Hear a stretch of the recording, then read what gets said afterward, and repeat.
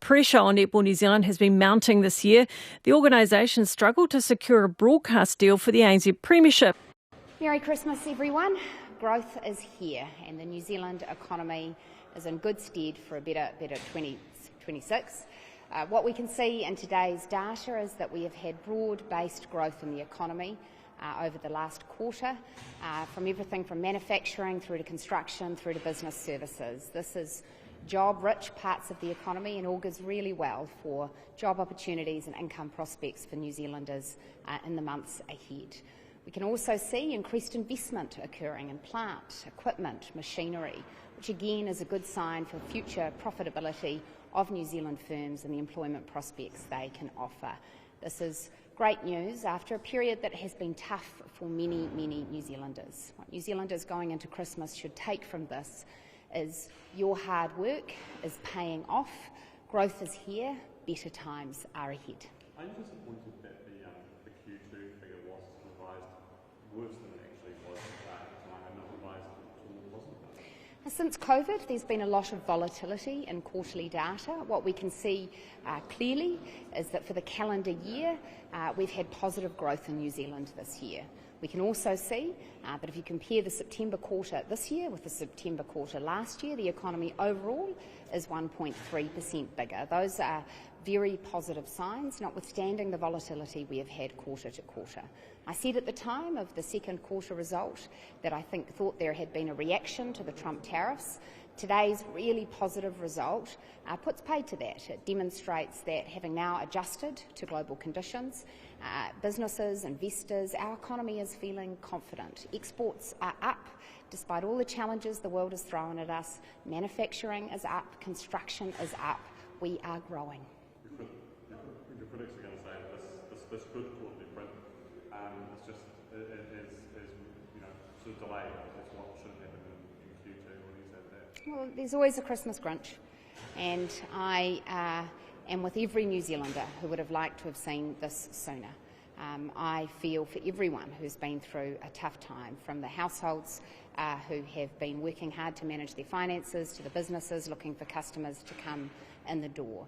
And what we as a government have said is if we keep our focus on fixing the basics, get inflation down, interest rates down, get out of the way of investment, then we will see growth. That is happening now and is set to continue. We have to look to the future, acknowledging that, yes, we have had a difficult few years as a country.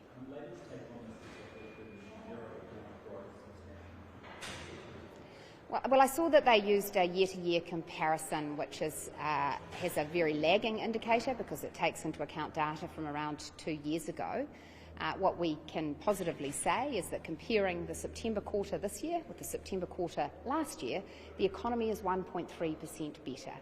I think every New Zealander knows that the recovery post-COVID has been difficult. What everyone has been wanting to see is that better times lie ahead. And today's data gives us real reason for optimism. And I fully accept that data is not what makes people necessarily feel better. But in this data we can see that some people obviously are feeling better. Our manufacturers are feeling better. Retail spending on durable goods is up, and that tells us that people are more confident about a big purchase like a TV. We can see that exports are up, and that's positive for our exporters. So across our economy, there are people who are feeling better now than they were in the past, and I want that number to grow. And as I say, I take heart from the fact that we're seeing growth in sectors that are job-rich, that offer real prospects for income growth into the future. And I want New Zealanders going into their Christmas break confident that the foundations are in place for a better 2026 and that they have a government that has fixed the basics and is building the future Kiwis deserve.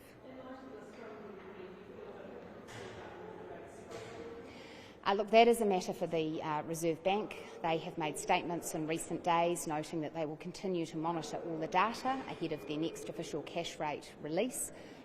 And I do note that both the Reserve Bank and the Treasury have been forecasting that this would be a positive growth quarter, so they will not be surprised by that. I think it was 3 months ago when the last print came out was obviously the low point. Better news today. Saying the Laifu, hopefully growth's going to get going next year. Are you confident that there's sort of, you're going to be able to stand up here and have some better news announcements next year? Yeah, look, it's really not about me. It is about New Zealanders who've gone through a tough year. And I've been with them through that, and I have felt that very keenly, because that is absolutely why an economy matters. It matters because New Zealanders feel that in their household finances, they feel that in their job security, they feel that in their optimism for the future of the country. And so my message has been, I get it, it's hard, let's keep working, we are doing the right things to make sure the future is better. And so this data gives me confidence that that message is bearing fruit, that it is true, that it is real, and that businesses, firms, investors are responding to what are fundamentally good economic conditions in New Zealand. And they need to know this: they have a government that is on their side. We're a government that started the year saying that we would go for growth because that's where jobs and incomes come from. We have been resolute in driving reforms to reduce red tape, increase education, drive better infrastructure investment, open up trade and international investment. And all of those things will put us in better stead for a stronger future.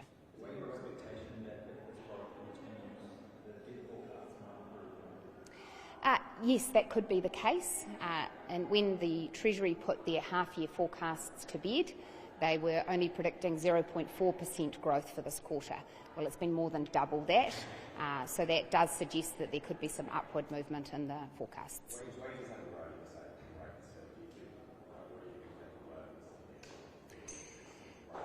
Well, I know that every worker looks for job security, and an economy where sectors like manufacturing and construction are growing bodes well for job security, because those are job-rich sectors that will be creating more jobs in the future. Treasury, the Reserve Bank and others are all confidently predicting that tens of thousands of jobs will be created in the New Zealand economy over the coming years. They're also confidently predicting that wage growth will outpace inflation. I think New Zealanders have seen the reality of that in recent years. Yes, post-COVID, wages were growing fast, but prices were rising a lot faster. When inflation's out of control, your wages just can't keep up. We're now in a situation in New Zealand where inflation is under control and set to go lower, which means that wages will be rising faster than the price of things you have to pay for as a household. On Janae's question, this growth rate is quite faster than what the Reserve Bank was forecast. There must be a little bit of a concern that maybe things are rearing to life a little bit too much and the bank might have to start hiking rates soon. I think that the Reserve Bank were clear in their latest official cash rate update that they saw prospects for interest rates to remain low. They actually saw a risk that they would go lower rather than higher, and they have taken into account a range of scenarios. It will be up to them to keep monitoring the data. But I'd say this, which is we have growth with low inflation, and that's the key mandate for the Reserve Bank, is to keep that lid on inflation. And what they've observed is that there is still a significant output gap in the New Zealand economy, which is to say we can grow faster without blowing the lid off inflation. And that's what they care about. And so I think that there is every prospect that we go into next year with low interest rates, stable inflation and growth on its way. Although I suppose that output gap was based on Q3 GDP of 0.4 rather than 1.1. But it was still a significant output gap with some room to move. And look, as I say, it's up to the Reserve Bank to monitor all the data as it comes in, to respond to financial conditions, to make their assessment. But they have a mandate which is to keep inflation at between 2 and 3%, and there's every prospect that that's going to occur, between 1 and 3%.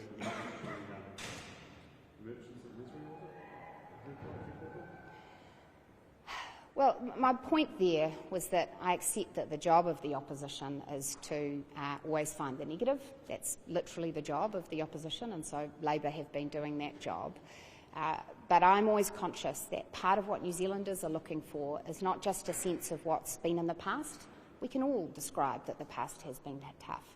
What they want is what's the plan for the future, and can you commit to me that it's going to get better? And I've been saying, based on what we as a government have been doing, what the Reserve Bank is doing, what we see in the real economy, I do believe things are getting better. And today's data is a proof point for that. Unemployment still remains high. Are you doing enough Yes, we are, and unemployment will fall.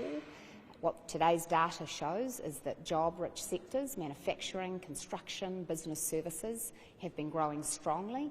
That is what job creation is based on. I also note that the job listings are up significantly, both according to official government data and other sources, which suggests that there are increasingly more job opportunities. We've seen a shift from more workers from part-time work into full-time work, and the hours that people are working are starting to increase again. So all of those are positive indicators that unemployment will fall next year.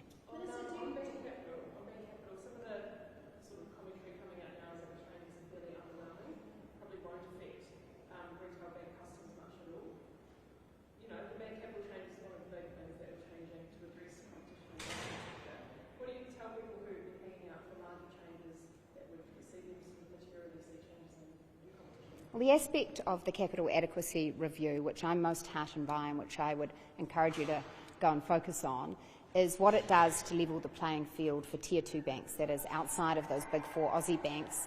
They face more favourable capital conditions than has previously been the case, which will give them more scope to grow their lending and place in the market. And that's really good for competition, which has always been a focus for this government and which I emphasised in the financial policy remit for the Reserve Bank. It's also the case that comparing apples with apples, banks will need to hold less capital against their lending now than was previously the case, and have more scope to hold less capital against particular types of lending, including agricultural lending, which is obviously very important to the economy. So yes, it hasn't ticked every box for every person. It was never going to, but it is a step forward. Do you regret coming up so strongly about saying you don't fix competition in the banking sector? It seems like what we might see be fairly small changes. No, I don't regret that at all, because what we did was shine a light on the fact that if you want to get better banking options and services for New Zealanders, you actually get that from a private sector that is vigorously competing. And so I never said that that was a silver bullet solution, that there was one grand thing I could do to make ANZ and Westpac and BNZ and ASB suddenly compete for more market share. But across the board, whether it's risk weightings, whether it's access to the Reserve Bank's use of the word bank, whether it's access to the exchange settlement system, all of those things cumulatively make this a better country in which to compete for banking services. Actually, I'd also point to our work ensuring that open banking can progress. Bringing technology and financial services to bear on our financial landscape, I think, is going to be critically important in the years ahead. Look, Kiwibank itself, I understand, will make a statement about that before Christmas. Really? Yes. Well, they'll make the statement, and I'll be happy to comment on it at the time, Thomas. Do you foresee that today's GDP figures potentially go towards getting the flow of New Zealanders moving to Australia? Yeah, look, well, it's been really positive to see that the latest Stats NZ data has shown those numbers coming down from where they were. In fact, I think a three-year record for those numbers coming down. So I've always said that when your economy improves and employment prospects improve, more New Zealanders will choose to stay here. And that's a real driver for me. When I entered politics, a large part of what I wanted to achieve was that this was a country where my kids and kids like them would see that they could pursue their aspirations and ambitions. And I've always believed that the fundamental foundation you need for that is a strong economy. Is the situation with Kiwibank still that it'll bring in up to 500 million? I'm not going to comment on Kiwibank today, but as I say, there will be statements made about that in the coming days. I'm not going to make any comments on Kiwibank today. I'm not making comments on it, Janae.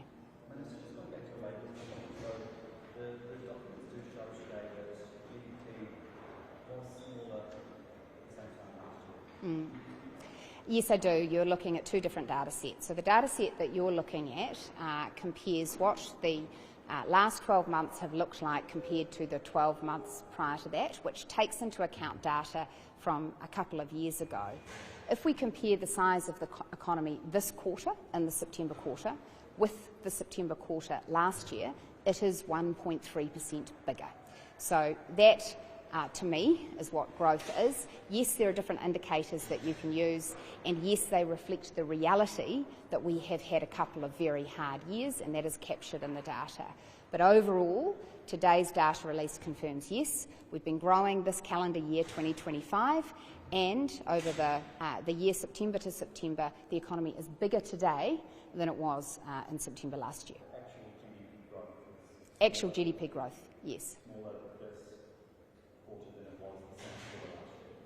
So, as I say, there are different ways of measuring the economy, but what matters is the size of the economy overall, the size of the pie, bigger in the September quarter this year than the September quarter last year? And the answer to that question is emphatically yes, 1.3% bigger.